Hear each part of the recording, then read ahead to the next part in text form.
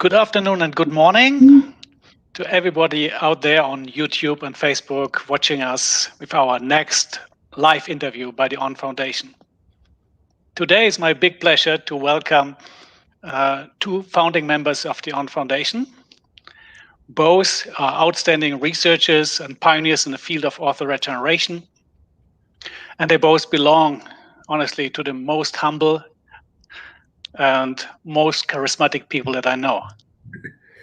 Our interviewee today will be Dr. Joseph Lane from New York. He's surgeon and assistant dean at the HSS and professor at the Department of Orthopedic Surgery at the Columbia University. Beyond that, he's director of clinical research and medical director of the Metabolic Bone Disease Service and Osteoporosis Prevention. Originally, he has his degree from Harvard Medical School, but he also spent time in Philadelphia, and he also did research at the National Institute of Health in Maryland. He published extensively on bone biology, tissue injury and repair, trauma, bone, soft tissue sarcomas, limb preservation, functional amputations, limb regeneration, and metabolic bone disease. For his research, he received one of the most prestigious awards. He holds the Kappa Delta Award by the Academy and several others. He served on many committees of the Academy. He has been president of the ORS, as well as the Musculoskeletal Tumor Society. Today, he will be interviewed by another big name that you've already seen in one of previous interviews, Dr. Myron Spector. He has a PhD and is also a member of the On Foundation board. He is director of tissue engineering lab at the VA Boston Healthcare System, and he's senior lecturer at the MIT. He's one of the most experienced researchers and pioneers in orthoregeneration and has spent 30 years on biomaterial research.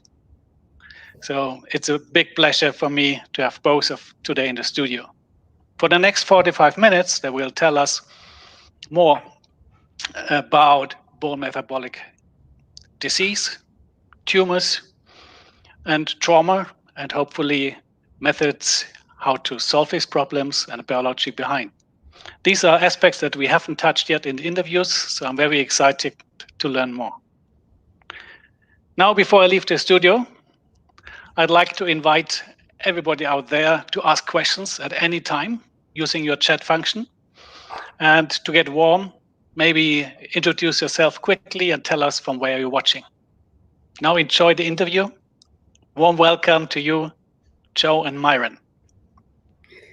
Thanks very much, Kai. Thank you. And welcome to all of you to this interview. And particularly a welcome to Professor Lane, for whom it's a great pleasure. I'm delighted to be able to have the opportunity to ask some questions to Joe that we've known each other for many years. But one of the nice features of this interview series is that despite the fact that one can be together with somebody for years, there are often just some questions, some simple questions, some more fundamental that you'd like to know how the individual feels about them. Because there's always lessons to be learned from listening to others and listening to their experiences, gaining from that. His experiences are many and are listed in his resume, a link to which will be also available online so that you can take a look at it as well. And I might note, Kai mentioned a few of the of Joe's achievements. Still another of those is that he was president of the Orthopedic Research Society, as well as being president and chairman of other societies. But in those roles, he's had ample opportunity, along with his personal research experience in a laboratory, to begin to see what's going on and what products, what the procedures might be useful in orthoregeneration in the future. Well, to start with, I was always wondered, Joe, when you were in medical school, I wondered when you began to think of orthopedics as a specialty that you might want to go into. Well, when I was in medical school, there were two groups of people who were the most happy. Those were the urologist and the orthopedist. But the orthopedics were just banging away at bones, and the urologists were doing kidney transplants, which blew my mind. So I was determined to become a urologist and do kidney transplants. And to do that, one of the things was there was an issue about the cellular proteins were being denatured. We could not get donors. We couldn't freeze the kidneys or do it, and so we were stuck with people being adjacent. And if we were going to solve the problem and have better matches, we'd have to be able to freeze the kidney or try to do that. So I went to NIH to learn about intracellular proteins, and they put me in a lab, which was a collagen lab. And this was so much fun. And we were competing with the people up at Harvard, Mel Glimcher particularly, and we were scooping him left and right. And I said, this is so much fun. I didn't realize there was research that you could do with bone collagen and in orthopedics. And I said, I am switching to bones and orthopedics because you could be a bigger fish in a smaller pond, and there was so many more opportunities. You couldn't look at somebody's kidney, but boy, you could look at someone's bone, and the results were wonderful. And so there I became an orthopedist. So no, actually, that's wonderful. So that alone is a lesson. You might start out with an interest with kidneys, could lead you to collagen, one of the extracellular matrix of proteins, and that could introduce you to bone. So that alone is great. And tell me then, okay, so now we know something about bone. What about the metabolic bone disease as an area to pursue? Well, I was at the University of Pennsylvania, and hyperalimentation was being developed by one of the surgeons. And I was very intrigued with this idea of metabolic changes that you could do. You could substitute and carry people without actual direct nutrition. You could do it indirect nutrition. So I was sort of interested in these things. And when I came back, I was a young orthopedist and I was sent to Children's Hospital. And the chief of medicine was very intrigued in setting up a metabolic bone disease clinic. So he went to my chairman and said, I need a young orthopedist to run the clinic with me. And he looked around and said, gee, that Joe Lane, he was at NIH. Maybe he's the only one who can speak English to you. And there I was, and I was brought under the mentorship of Howard Rasmussen. And he personally dragged me across the United States and Europe, meetings to meetings, and learning and intrigued about the idea of controlling bone. And we were at the birth of all the new drugs were coming out. We had misinformation and we learned information, and it was extraordinary. And then looking back on orthopedics, some people are blonde, some people are brunette. The genes will make us different. And we had the same treatment for everybody. And clearly it didn't work on everybody. So the idea of understanding the metabolism of bone would make you able to allow all people to participate in a good result rather than only the lucky few that matched the protocol. And that was the birth of my interest in metabolic bone disease. No, that's great. That's very instructive, Joe. So now let's come to the present, actually. So there are, I expect, orthopedic problems, that some of which are underlied by metabolic bone problems and metabolic problems in other organs that may be below the radar, not really fully appreciated during the treatment of the treatment. So what about that? I mean, are there opportunities for improving our awareness of these metabolic problems in our patients? Well, the biggest problem right now is if you look at the 30 major diseases we treat, the one that has the highest mortality rate is a hip fracture. Worse than cancer, worse than AIDS, worse than a heart attack, worse than a stroke. We have a 24% one-year mortality rate. That is staggeringly high. And therefore, there has been always a great interest in that people who get a fragility fracture at risk of getting another one and getting a hip fracture. And so the biggest opportunity for orthopedists is when they see patients who get a fragility fracture, you've got to make this the last time they get that fracture. And so are we doing a good job? The answer is no. We're down to 15 to 20% of people with low energy fractures in the United States are being treated to prevent additional. And so this certainly is a major need today if we're going to try to prevent disease. But more important is that as a side effect, it turns out that the drugs that have been chosen to treat osteoporosis have different effects. And while they all will prevent fractures, they work differently. And what was unique is that given the choice of a person, an orthopedist seeing a fracture, a patient with a fracture, and then making a choice, maybe some are better than others. For instance, some drugs make bone, some drugs prevent you from losing bone. Wouldn't you like to take a drug that makes bone as the primary treatment in somebody who's had a fracture that has to heal a fracture? And that opened up the whole new world of osteoporotic drugs, which can be used in adjuvants to actually do a better procedure in which bone healing is required, whether it's a hip replacement, spine fusion, fracture. And this is an enormous opportunity for us today, is to select the right drug to make the procedure better. And just one little tidbit, the Japanese have shown, if you put them on an anabolic agent with a spine fusion, you cut your failure rate by 50%. So just the right drug will make a very big difference. So is there also opportunity to get this message out? So there's more of this management of patients post-surgery with anabolic drugs. It seems like there's a lot of opportunity there for education. Absolutely. And this is where the fracture liaison services come upon, where I'm not saying that the orthopedist has to do the prescription, but they have to be part of a team.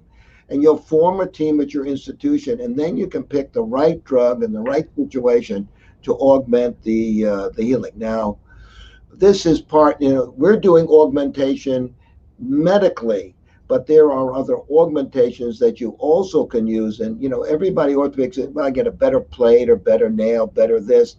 But it's a combined thing. It's local management, it's systemic management, and then there is the instrumentation used to try to get your procedure done better. We have to learn how to do it. Now, we got a little trick. At special surgery, we now take the first-year residents, and they spend 6 weeks learning about metabolic bone disease. And they remember this. And throughout the whole residency, they keep using it.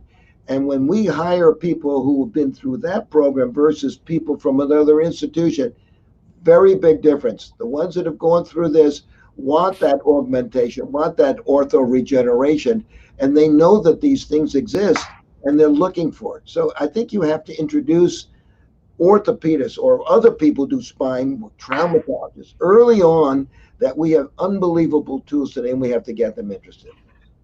Joe, I think that's great. That's great. And I think there's a message there for young orthopedists who might be watching this, and that is that if there's not an educational opportunity to learn about the metabolic bone problems in the training and in the curriculum and training, it'd probably be a good opportunity. There are opportunities to do so otherwise, maybe through organizations or really by yourself to learn. I think that's exceedingly important. That's very good. So let's just say something else ask about these drugs. So, most drugs, perhaps all of them, are delivered systemically toward dealing with metabolic problems, which of course makes a lot of sense. But when one's dealing with a prosthetic device or perhaps an orthoregenerative approach to try and improve the repair or even facilitate some degree of regeneration in a tissue or organ locally, do you think there's an opportunity for the local delivery, the targeted delivery of these anabolic drugs? Well, absolutely. And there are a lot of little tricks you can use. Let's just start off with the systemic disease. If you take like a bisphosphonate, these agents It depends on when you get the timing of when you give the drug. Now, when you get a fracture or you have an operation, you have a bone scan. The bone scan is usually a bisphosphonate is carrying the marker for you to see it on the screen. That goes to the site of the fracture, or if you do a total hip, it'll go to the site where the total hip is.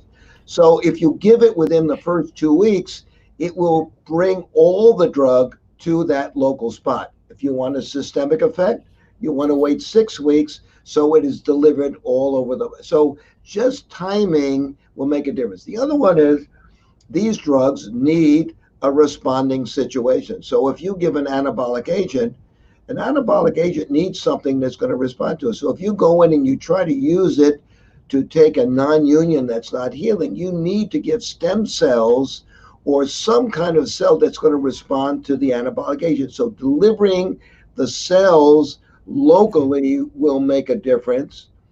Plus, this is a combined issue. You want something to heal, you're going to have a new blood supply to get there. So giving growth factors today, which bring like VEGF and platelet-derived growth factors locally, will bring in a new blood supply, which will allow the body to mount the response.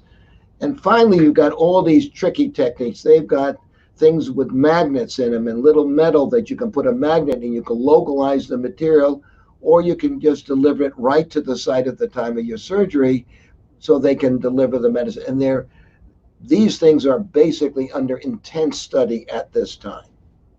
Good. Well, it sounds like that we have there's a lot of promise in these combinatorial therapies that will include, as you say, the range of tools that we have in our toolbox now. So that's encouraging. Joe, I want to go back to those days at NIH when you were doing your research, and then also followed it up with your work at Penn. I mean, your work on collagen, you're a little too modest. It was with the leaders in the field, Carl Pease, Edward Miller, this was Darwin Prokop. And for your efforts, certainly demonstrating your success, you received a Kappa Delta Award, I think when you were still in your residency, which is quite an achievement. Now, what I find so interesting is that award was for investigating approaches that could reduce scarring, which is still a big problem. I mean, post-surgical adhesions, let alone the scarring that occurs in our musculoskeletal tissues as a result of injury or other reasons. This is a huge and really, I think, an unmet need still. You as well were before your time, I think, in proposing the use of a proline analog, a very innovative approach to do this. Now I don't want to go into age or anything, but that was 50 years ago. So tell me, I have a personal interest in scarring. I think it's so interesting and so important. So tell me, what do you see as any advances, what the promise for the future is to deal with these kinds of scarring problems? Well, I look back on something that we did at the time. We used the cis form rather than the trans form. And when we used the proline, it got in and blocked the way the triple helix was being formed. And we were able to unequivocally decrease the amount of scarring, and we could demonstrate it by a tendon being pulled through a finger model. The reason we didn't go further with it, it was so expensive to use the cis form at that time. We had to get it from Japan. But this stuff it's got to be dirt cheap today, considering the advances. And I'm thinking, my goodness, I should go back and we should revisit that thing again. But the question would be how to get it in locally and keep it locally. So it would be not that the thing we could put it in to stop the collagen, but can you keep it locally? So you're going to have to use some matrices or scaffolds or delivery systems that control it. However, there like the amniotic membrane is another example how people are trying to do that. They're looking at growth factors. It's amazing when you take an embryo or a fetus, you can cut the fetus and then they'll heal the skin without a scar. There's something magical about the combination of growth factors. And now people are saying, aha, why can't we use what God has already created in that kind of an environment, and to look and see if we can prevent scars? And we've done that technique now with total knees at our institution, where we put in the amniotic material. We thought we had to cover it with a shield. That would just cut pieces. It releases some growth factors that are ill-defined at this time, which decrease, and we have better range of motion. So I think if we go back to nature and we say, where are things like, where don't you get scar? What is present at that time? And then look and try to dissect those areas and use these factors to be present.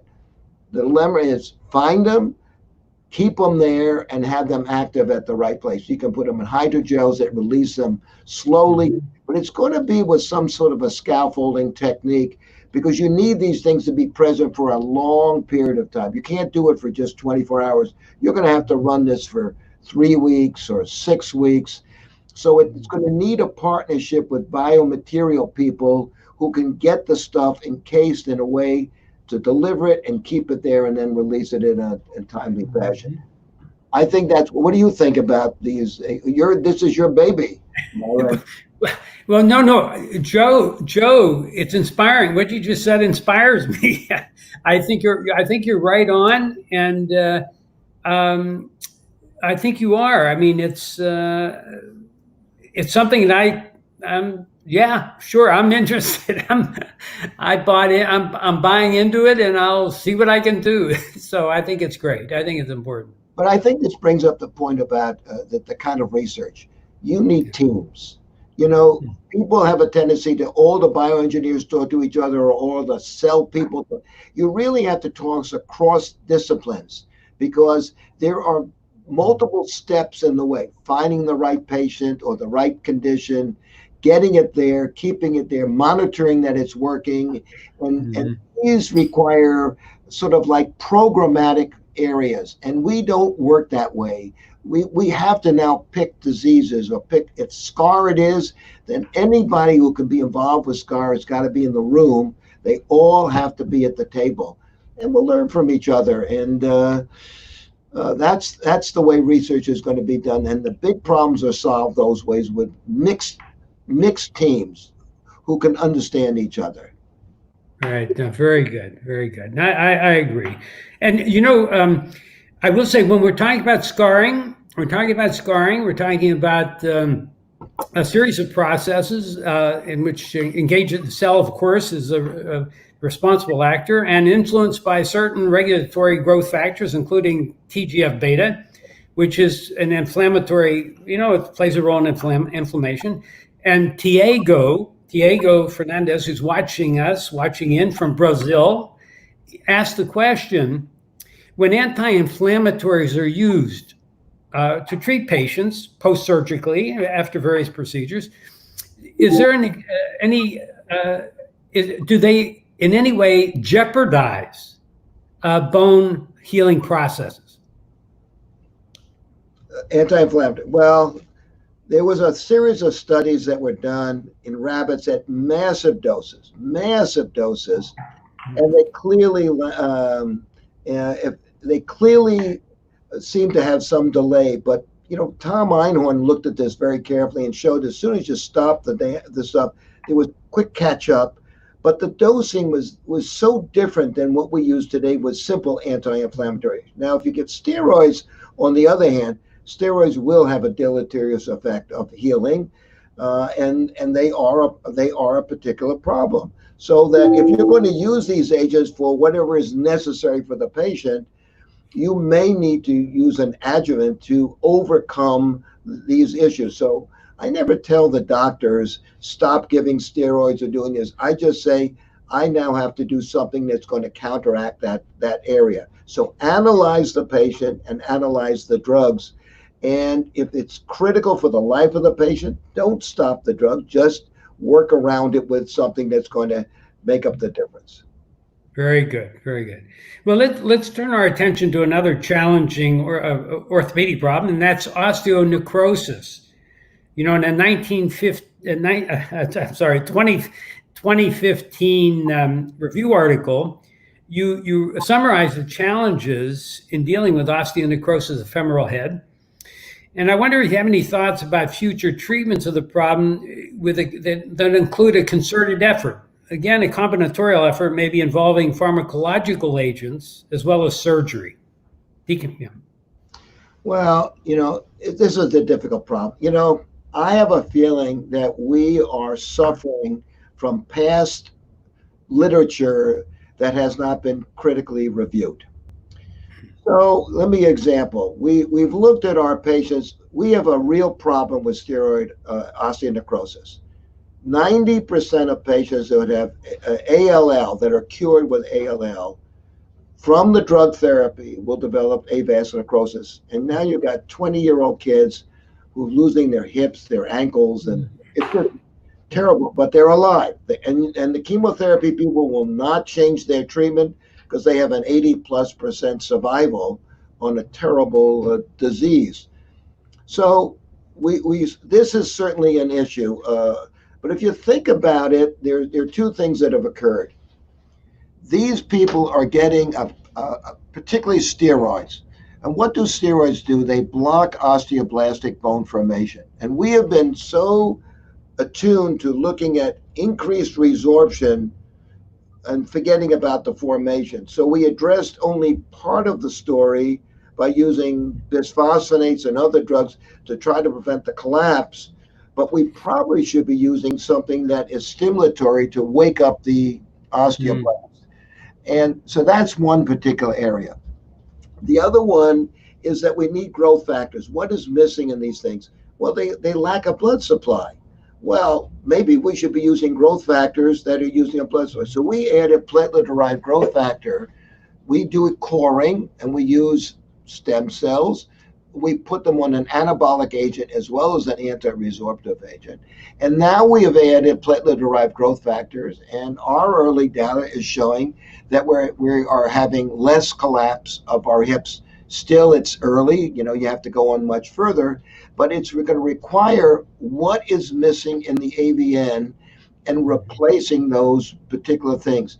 I do believe people, like if you look at sickle cell patients, they get AVN all the time, but they don't get so much collapse. It's because they've got great stem cells and they're relatively healthy people. It's the ones that get the AVN who do poorly are the people who have an autoimmune disease or on steroids, things that will compromise the osteoblast. So this is opening up a whole new door. Should we be using anabolic agents? Should we be doing reparative things? And the other one is, can we get a blood supply in there? I don't know how you can get it in there, Myron, without coring the hip, because there's no way to get it in. But if you make a hole, you shoot it in, it comes out the same damn hole. So we're going to have to be a little bit clever for this. It's not so simple as doing this, but I do believe, Michael Mont and that whole crowd, and Stuart Goodman and these guys, they're very interested in it. But I do believe we have to do new things, and there are tremendous opportunities. And it's much more common than you think, particularly in the oncology world. It's a terrible thing that with their leukemias. All those patients get it. Yeah, it's very challenging. Well, you mentioned the importance for many problems in orthopedics of the benefits of a growth factor of one type or another. You mentioned PDGF. And of course, one of the sources of growth factors of platelets and platelet-rich plasma has now been being used for a wide array of problems. Now, so what do you think of platelet-rich plasma, the way it's currently used? Well, if you buy an aspirin, you get an aspirin. It's an aspirin, no matter who the hell sells it to you, it's an aspirin. The problem about platelet-derived, the PRPs, etc., there are a number of issues. One, the donor may be different from different donors. So who is the donor? Two, when you take it, you may not take it the right way. Number three is how you process it. There are various ways to process this. Some of them do one thing and some of them turn on the enzyme or not another enzyme. So there's no standard of care. And when the clinician buys a thing, they use one system for all, when they don't look at the subtle differences of the product. So my feeling is there needs to be standardization, at least from the manufacturers, on what is, you may have 5 or 6 categories, but they should be clearly defined. Category A is done this way, B and C, and then you pick the right category for the right indication.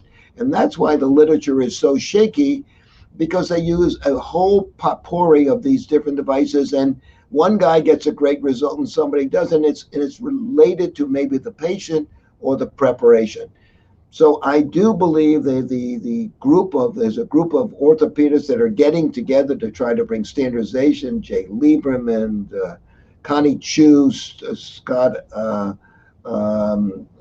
Rodeo. There are guys all that are trying to get some standardization on the industry, and that's, I think, is going to go a long way. And then the clinicians will be able to pick the right kind of a product for the right indication. And until that occurs, there's going to be so much confusion. How much play the right growth factor is in PRP is 2 logs less than the actual factor. So maybe you should just give the real factor and not give the mixture. And that's another issue. Very good. No, I think that's a great reality check, Joe, on PRP as a therapeutic agent. We certainly, it probably has a niche, but we have to be careful of just how it's prepared, what the patient characteristics are, and what that niche is. So I agree. Very good. Very good. So this coming back to the anabolic, the fact that we have some anabolic agents that can improve bone health, that can act on an osteoblast or reduce the activity of an osteoclast. That's great. What about the future? What about an anabolic agent that can affect the chondrocyte and improve cartilage health? Anything like that on the horizon? Well, it's an interesting observation. When the original trial of teriparatide came out, which is PTH 1 to 34, in the course of looking at the patients, there was a very peculiar observation. And the observation was people with back pain got better. Wow. And, they looked for changes in this, but there was unequivocally low back pain got better. And once that was reported, it was sort of buried in some of the information. It was like a one sentence in the original article. If you keep looking at it, and we've looked at it, people do feel better. So the question is, could it be doing something to the cartilage or the bone? Now, if you look at osteoarthritis of patients, there is a hierarchy of who benefits more from a total joint replacement. People with clear changes of cartilage, loss of cartilage, will do the best. But there's a subgroup of people you need a magnifying glass to see any changes of the cartilage, but they often have bone marrow edema. You'll see it on both sides of the joint. Yeah. So the question is, this is a composite. It's not just cartilage, but it's the cartilage and the underlying subchondral plate and the underlying trabecular bone. So that some of these anabolic agents may work around the periphery, because the nerves are not in the cartilage, the nerves are in the underlying bone. And if you take a look at people who have marrow edema, mm-hmm. and you treat them with an anabolic agent, their knee pain goes away, and so that you're fixing the underlying bone, which is maybe under increased stress. The meniscus disappears. Now you're putting stress on the joint. The cartilage is beginning to fail, but you're now putting tremendous pressure on the trabecular bone, and they get micro damage. So I do believe one of the things of anabolic agents, it'll help the area around the cartilage, But it is intriguing, is the cartilage improved? Now, why do I think it may affect the cartilage? If you give patients Forteo, and rather, let's call it teriparatide. We did this study in rabbits. They healed the fusion much better than the animals that were not given the teriparatide. But was interesting, the bone graft which we put into the rabbits without the teriparatide only went to bone. But the ones that were given teriparatide went through endochondral, and you suddenly saw hypertrophic cartilage. You saw almost like an steel plate. You regenerated an enormous cartilage element in the grafting, which you do not see with usual healing. So there is some potential that these agents may work at an earlier stage and may turn on some cartilage regeneration. If it can make it in the grafting, it may. We've never looked at, does the tide mark suddenly start opening up with this? I think we need really good histological studies of the growth plate when we give kind of anabolic agents. Interesting. Very, very good. That's very, very important. You know, Joe, I still get chills from the comment you made earlier earlier in this interview about hip fracture with a 24% mortality rate.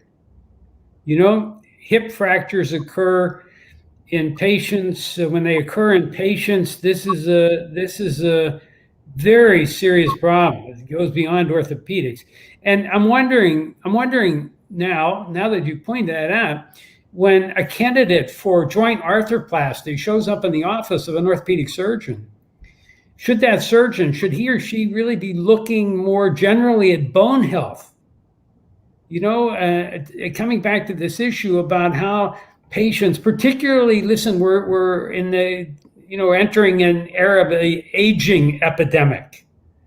And there's an increased, right? There's going to be some increasing number of patients with poor bone health just with aging. So I'm wondering if there needs to be a much more, a strong message out there to be thinking about patients who come to orthopedic surgeons' offices to be as candidates for these anabolic agents. Well, I do believe you can make a significant change now. One is a fracture, one is elective surgery. If you look at the elective surgery, Kyle Juray down in South Carolina has looked at this in depth, and he has shown that if a person is osteoporotic, they will have a 25% chance of getting a periprosthetic fracture in that limb at some time before they die, versus at a much lower rate elsewhere. So the question is, and he's also shown you can cut that by 80% by just treating the patient. Now you can treat them before your surgery, or you can treat them after your surgery. But clearly, the recognition of people with osteoporosis should go into part of the program. If you don't want your prosthesis to fail, you need to treat it. The other point is the periprosthetic fractures. Should we cement or should we use porous? Well, there's a 10 to 20-fold increased rate of fracturing in fragility fractures, like hemiarthroplasties done in people who have hip fractures. You put them in, much higher rate in those particular individuals. Now, maybe you should pre-treat those patients, or you should at least make your decision of your kind of surgery based on the bone density of some sort of these patients. So one is, think about it. You can fix these things usually within 6 months to a year, make a dramatic change in the strength of the bone, dramatic change, by just putting them on treatment for elective surgery. And if you're at the moment of truth, think about it. And certainly in those patients with osteoporotic, they need treatment, because they're at risk of getting another fracture or getting a fracture in the same limb you just put the prosthesis in. Yeah, so listen, this speaks to orthoregeneration. That is to say, treatments that will delay or obviate the need ultimately for a prosthetic replacement. I mean, both in your own career and also in your board membership on the On Foundation. I'm wondering how you see the future of orthoregeneration. That is, procedures that can be used earlier in the patient's orthopedic problem to, again, obviate or prevent obviate the need for joint replacement, for prosthetic replacement. So in this regard, are there unmet needs? Are there other ways that the On Foundation can achieve its goals and have greater impact? Well, I think if you have a local problem, let me give you an example, a condylar. People will have something and develop a condylar, a marrow edema in that location. That is an area that's ripe for a local treatment to strengthen the bone. If you want to do a unicompartmental procedure, you need better bone.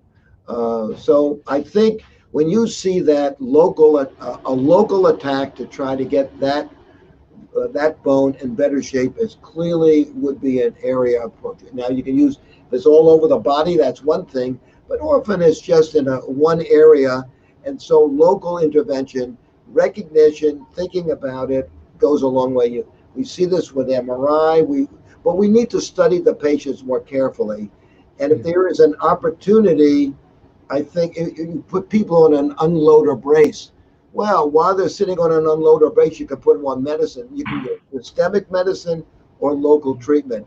And then I think you can radically change the strength of that bone and maybe preclude a joint replacement for many years. Particularly the younger the people, the more the need to do that. Yeah, that's great. Thank you. And I'm wondering if there's any other questions from those watching. I think this has been a great opportunity, Joe, and we appreciate your comments on these questions. As I say, there are always lessons to be learned, and I've learned a few. I'm inspired to rethink certain approaches to problems, and I very much appreciate that. So any final comments, Joe? You want to? I think the key element is we're working in an environment of bone. We should know the bone that we're dealing with before we do something about it. And there's many places and opportunities for us to make it better and to pick a better operation and to rescue the bone. And that's why some operations don't work 100%. You picked out patients, the outliers. These people, if you can recognize them earlier, you can get a better result across a bigger population. And I think it's local care, systemic care, better choice of what we do. Great. Those are great concluding remarks, Joe. Thank you. Thank you very much for everything. That's good. We appreciate this opportunity. Yeah. Thank you so much to the both of you. It was a wonderful discussion, and I learned more. I learned a lot. It was stimulating how many interesting new developments you've mentioned. I really want to dive deeper into it, and I will certainly watch that video again once it's cut and available on MyOn. And maybe sometime in future we can pick some of these interesting topics and get more into detail. Yeah. So good, thank you very much. Good. Thank you. Good. He's my hero. Myron's my hero. Serious scientist. Yeah. Okay. Thank both of you, and also thank you to our audience for watching. Thank you. Good day. Thank you. Okay. Bye-bye. Bye. Okay. Thanks a lot, Joe. Now we are not live any longer. Okay, I want to just say something. What the